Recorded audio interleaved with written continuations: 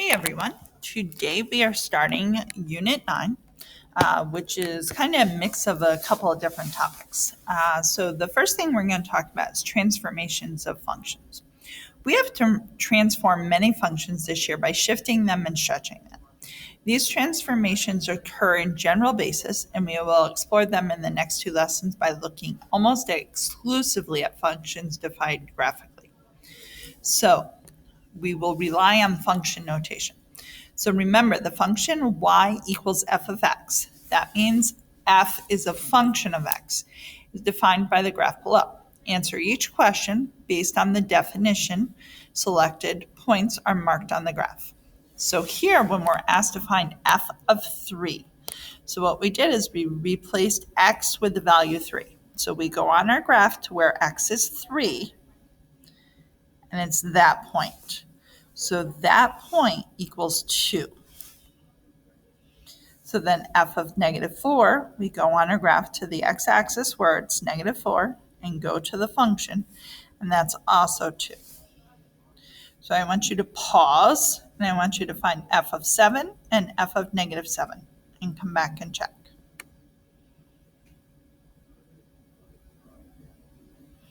So f of 7, I go to the x-axis where it's 7, so 3, 4, 5, 6, 7, and that is at negative 2. F of negative 7, you go to negative 7 on the x-axis, 4, 5, 6, 7. This point, which is y value is negative 4.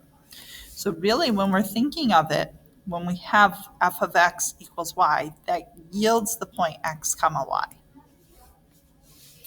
So state the zeros of f of x. So remember, our zeros are where it crosses the x-axis. So 1, 0 is at x equals negative 5. The other 0 is at x equals positive 5. Why is it impossible to evaluate f of 9? Well, if we go to 9 on our x-axis, we can see all that 9, the graph has ended before we got there. So there is no function because our whole function is the graph.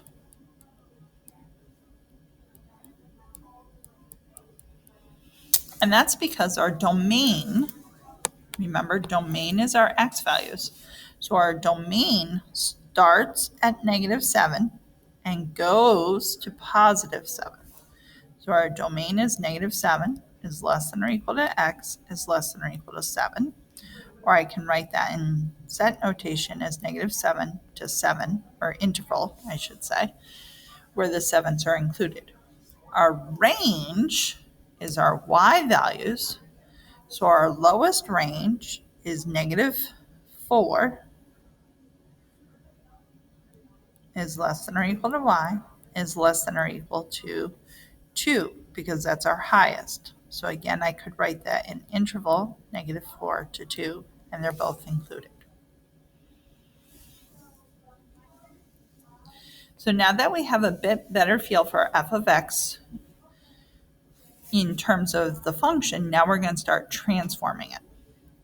So let's now define g of x as 2 times f of x. So f of x, we're still using our original equation. So evaluate each of the following, show your work that leads to your answer. So g of negative 7. So we're going to say that g of negative 7 is equal to 2 times f of negative 7. So f of negative 7, we said, is negative 4. So that's going to be 2 times negative 4, which is negative 8. So g of 3 is going to be 2 times f of 3. So f of 3, when we look at our graph, was 2. So that means it's 2 times 3, or 2 times 2, sorry, which is 4. So I want you to pause, and I want you to find g of negative 4 and g of 7.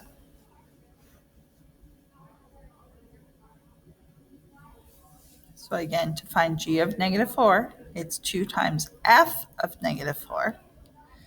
F of negative 4 was 2, so it's 2 times 2, which again is 4. G of 7 is 2 times f of 7. Our f of 7 function was negative 2, so that's 2 times negative 2, which is negative 4. How can you interpret the function rule in terms of the graph of f of x? So we can interpret the function rule as it's twice the y coordinates.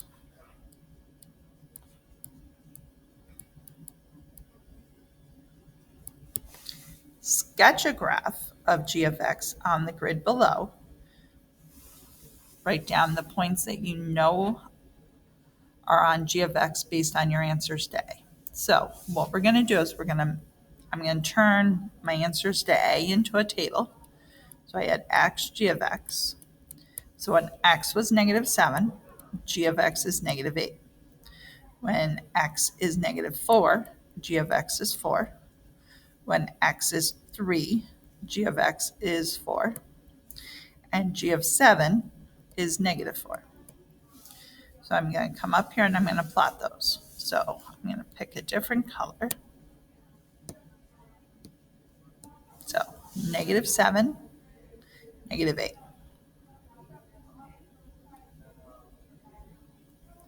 Negative 4, 4. 3, 4. I went up too high up. And 7, negative 4. And it's going to follow the same trends. So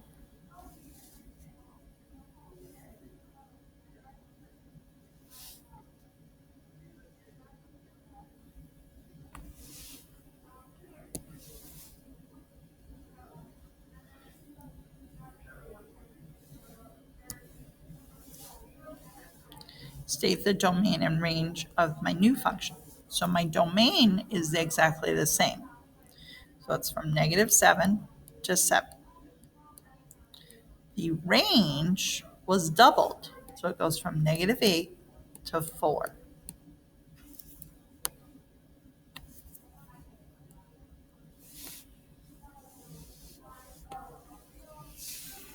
So we can see from the last exercise that when a function gets multiplied by a constant, all the y values get multiplied by the same constant. This has the effect of stretching.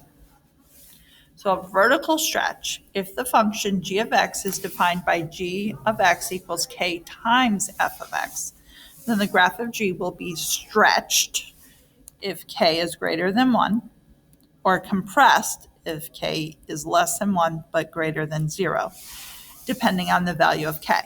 If k is negative, it's also a reflection across the x-axis. So that's like when we set our a value when we were talking about quadratics.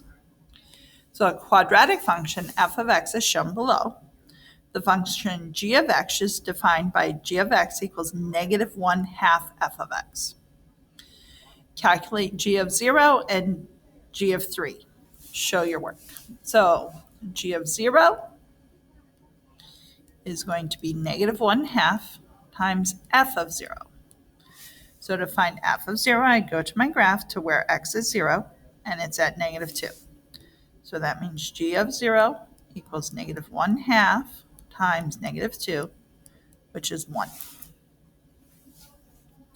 To do g of 3, that's going to be negative 1/2 times f of 3. I go to the graph to 3.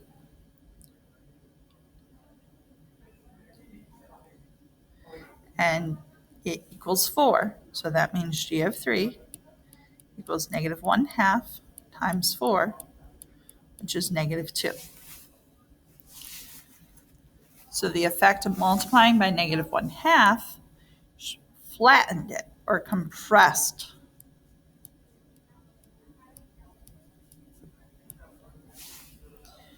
sketch an accurate graph of g of x on the same grid as f of x. So -1/2 is going to be, or 0 is going to be 1. Because, it compressed and flipped or reflected because of the negative. I forgot about the negative.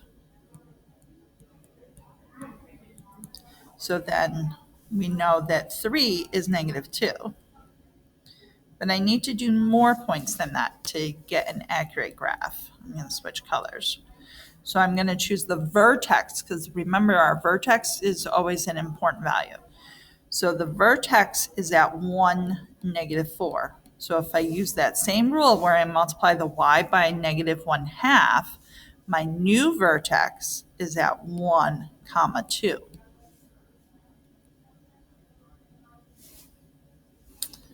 And this point is at 2, -2. So again, if I multiply -2 times -1/2, I get +1. And that gives me an idea of what my graph looks like.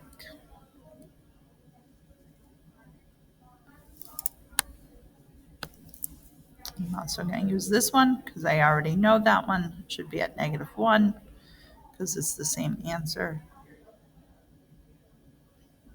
So you can see that it took the graph and flattened it, squashed it, and flipped it. State the range of g of x. So my new range has a maximum. So my range is y is less than or equal to 2.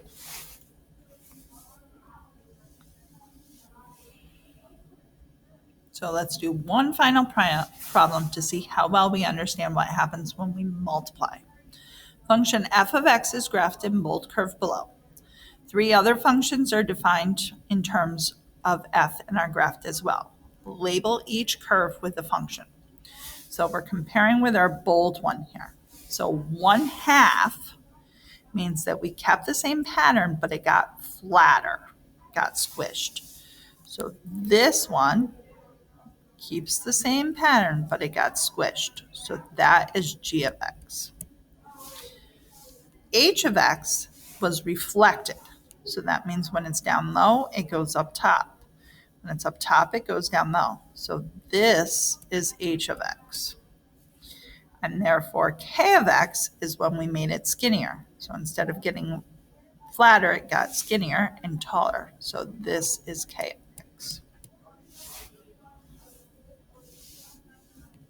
So that's the end of our video for today. If you have any questions, please ask in class.